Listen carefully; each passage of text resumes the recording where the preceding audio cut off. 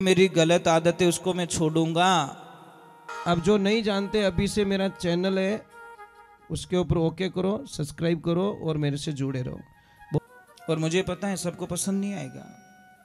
गलतियां निकालने वाला तो गलती निकालेगा, 100% निकालेगा। वो मुझे छोड़ने वाला एक आदमी हमेशा कीन की भगवान की गलती काट दो, मतलब उसको अच्छा नहीं लगा, लिख देता डायरी में यहां पे भगवान ने घोटाला किया, ये काम सही नहीं किया।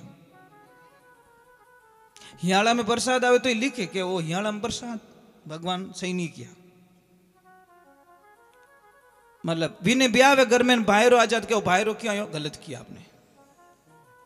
मतलब भगवान की गलतियां काटनी, डायरी पढ़ दी। एक दिन वो निकला, चलो थोड़ा घूम के आते, और कहां कहां गलती करते भगवान। और जैसे ही रास्ते में गया, महाराज एक मतीरो लागोड़ो खेत रे मायने, रस्ता रे मायने आई गयो, कट मोटो हो गयो, ठोकर खाए नीचो पड़ गयो। वो लिख दियो कि भगवान आपने रास्ते में मतीरा क्यों लगाया, ये गलती आपकी, बहुत बड़ी गलती है। और मतीरो एक साइड में लगाना चाहिए, कटी रोकड़ा माते। अब आगे गया, थोड़ा थक गया, एक आम का पेड़ था, उसने बोला थोड़ी देर सो जाता हूं। और जैसे ही वो सोया, महाराज बढ़िया नींद लगी, और एक मिठू बैठो ऊपर भी निशान माते कोई आंबो लागोड़ो, वो बाढ़ दियो जो मिठू झिल्लियों को नहीं पड़ गो नाक माते। और जैसे ही नाक माते पड़ियो, एकदम एकदम खड़ा हुआ, बोला राम राम राम राम, ये तो अच्छा हुआ आंबो ही पड़ियो, और वो मतीरो अटे लगायो रहतो तो, मतलब वो मतीरा यहां लगा रहता तो शायद मेरी जीवन लीला समाप्त होती। उसने डायरी को फाड़ के फेंक दी। भगवान आपने सही किया, आंबो सही लगायो, आप घोटालो कर ही नहीं सको, क्योंकि उन्हें बचीड़ उड़ गो। देवियों, एक बात का ध्यान रखना, आपके सबसे बड़े भगवान है ना, आपके पति है। पति से बढ़कर माताओं बहनों के लिए कोई ईश्वर हो नहीं सकता। अगर आप पतिदेव की आज्ञा का पालन नहीं कर रहे हो, तो मुझे लग रहा है कि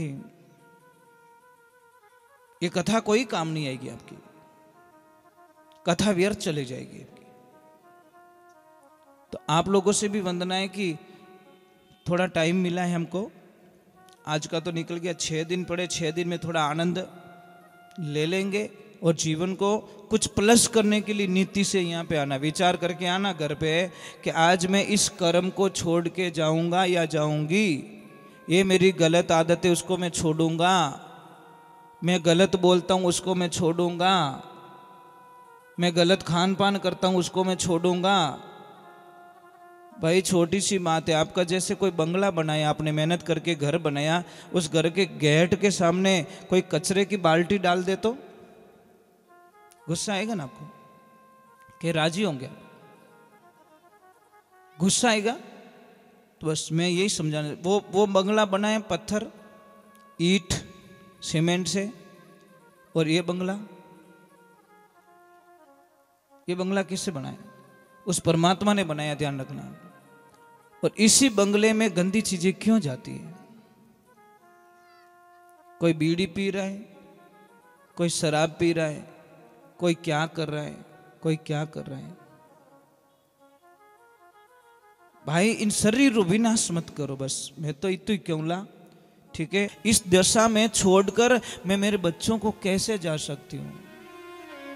माँ का मारो स्वभाव एडो ही रेवे वा, समझ लीजिए आपके 4 बेटे और 3 बेटे अच्छे कमा रहे हैं और एक नहीं कमा रहा है, सारे लोग उसको ठुकरा देंगे, पर माँ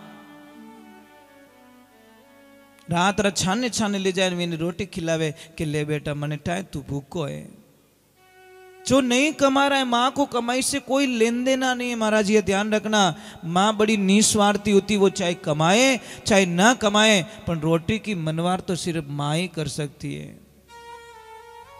जब आदमी बाहर से आता है ना साहब, सारे लोग पूछते, बच्चे पूछते पापा क्या लेके आए, लक्ष्मी पूछती है कि आप बाहर रहता, मारे कहीं लाया, पिताजी पूछे कि कितना रिव्या कमाया, परंतु माँ ऐसी होती है, वो सिर्फ पूछती है बेटा तू खानो टाइम मत खातो कि नहीं खातो, ओ बता ले मन बस।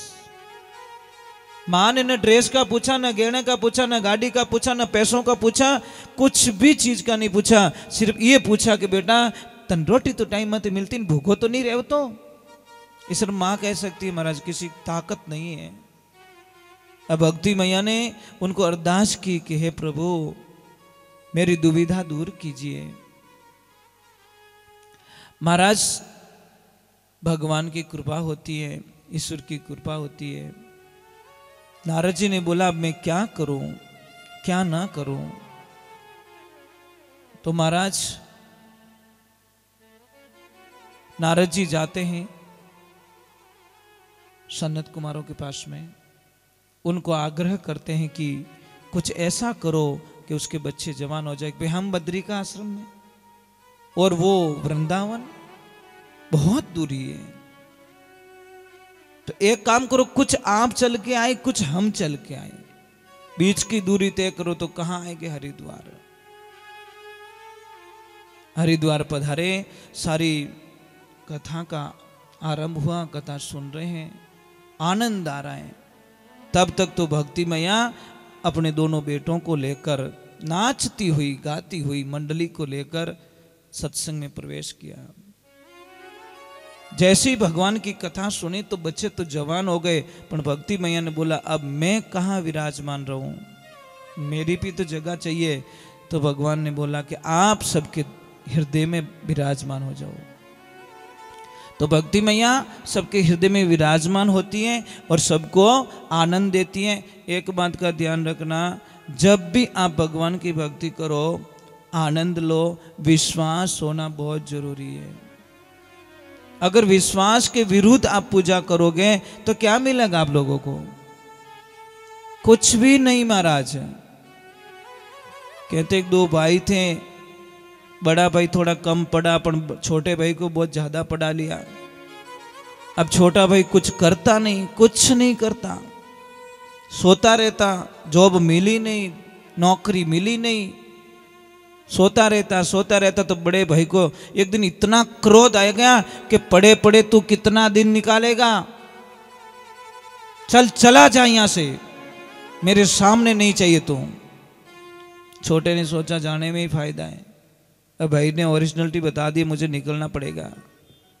और जब गया तो बोला कि तू वापस मुंह मत दिखाना मुझे। उसने बोला ठीक है मैं चला जाता हूं। जैसी दूर कोई गांव के अंदर बहुत दूर चला गया कि मुझे इस गांव में तो आना नहीं है, इतना दूर चला गया कि कोई सहारा नहीं था, कोई ऐसा मंदिर मिल गया और मंदिर की सीढ़ियों पे जाकर बैठ गया, थका सा, हारा सा, निराश। वहां पे कोई एक माँ आती है, पूजा पाठ करती हैं और उस बच्चे को देखती हैं और तुरंत बोलती है बेटा तू भूखा है कुछ खा ले।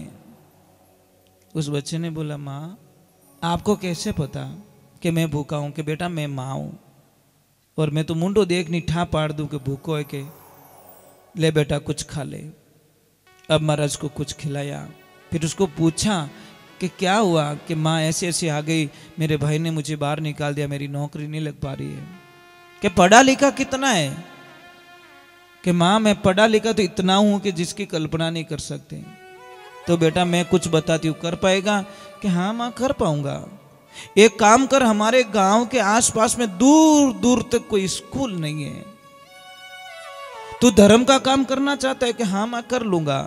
तुझे मिलेगा कुछ नहीं माँ, मुझे सिर्फ रोटी चाहिए, मुझे कुछ नहीं चाहिए। तो बेटा चल मैं तेरी हेल्प करती हूँ। मैया ने छोटा 2-4 कमरे बना के दे दिए और स्कूल खोल के उसको मास्टर घोषित करके आसपास के बच्चों को पढ़ाना शुरू कर दिया। अब महाराज वो भगवान का रूप मान के बच्चों को इतनी बढ़िया पढ़ाई कराता है, इतनी बढ़िया पढ़ाई कराता है, इतनी बढ़िया पढ़ाई कराता है कि दूर दूर तक उसके चर्चे चले गए।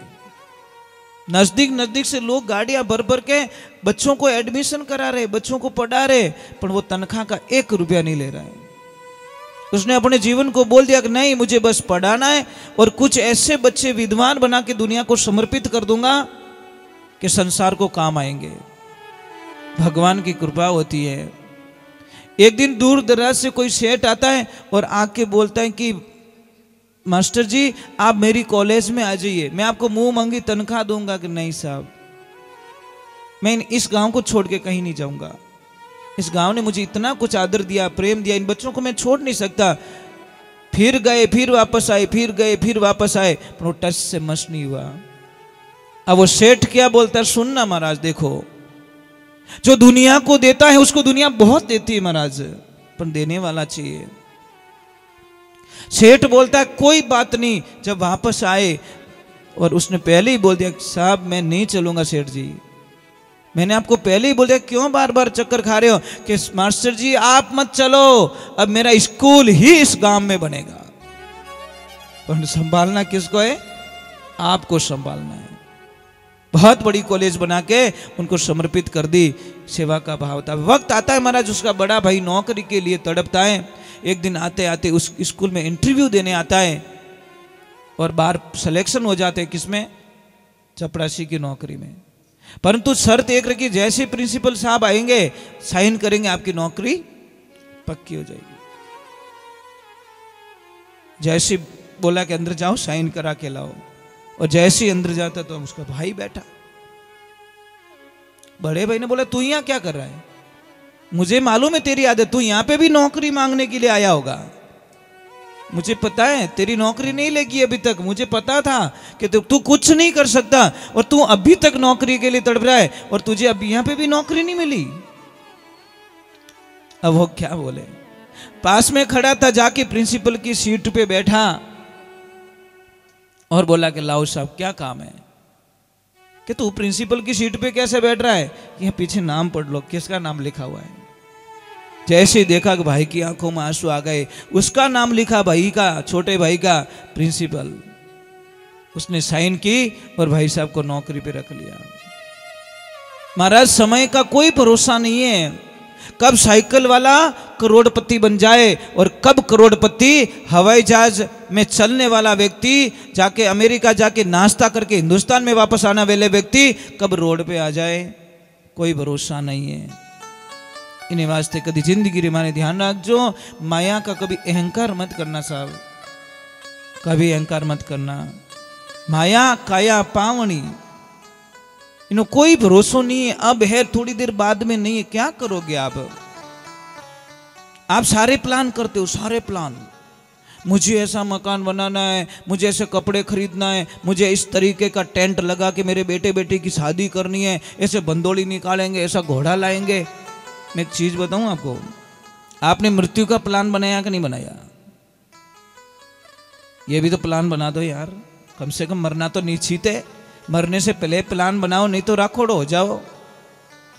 ये भी तो प्लान बना दो कि मुझे मरते मरते कुछ ऐसे कार्य करके जाना है कि मेरा शरीर चला जाए, मेरा नाम इस दुनिया से कभी ना मिटे, ऐसे कुछ करके जाओ भाई। आज देखो ये प्रसाद, महाप्रसाद व्यास जी महाराज ने हमको दी, सुखदेव जी महाराज ने हमको दी, राजा परीक्षित जी ने प्रसाद ग्रहण किया, तो आज देखो उनका गुणगान करके जीवन का कल्याण कर रहे हैं। अगर ये मान प्रसाद अगर हमारे तक नहीं पहुंचा होता तो हम क्या सुनाते आपको, क्या कहते आपको? इसीलिए आप लोगों से वंदना है कि जीवन को इतना सरल बनाओ, इतना सरल बनाओ, इतना सरल बनाओ। मैं तो आपसे प्रार्थना करूंगा, किसी से लड़ाई झगड़ा बिल्कुल नहीं होना चाहिए। हमारा जीवन का कोई भरोसा नहीं, वहां भी नहीं पहुंच पाने का औकात नहीं हमारी। कई लोग है ना, पेपर पढ़ते हो, पेपर थोड़ी आवाज कम रखो, पेपर पढ़ते हो, अखबार जी तो भी थोड़ी आवाज कम, अखबार पढ़ते हो, पढ़ते हो ना, कोई कोई तो पढ़ते होंगे सुबह सुबह। तो उस वक्त अखबार में एक लिखा आता है शौक संदेश, फलाना फलाना राते होता था, होता ही रह गया। भगवान को शुक्रिया अदा करना चाहिए कि अटे मारो फोटो नहीं लागो, ये परमात्मा तेरी बड़ी कृपा है कि आज के पेपर में मेरा फोटो नहीं है शौक संदेश में। वो आ तो वार नहीं लागेला, दूजो नहीं पढ़ पढ़ राजी हुआ बेटी रे बाप, आपने तो छपी कदी कदी उस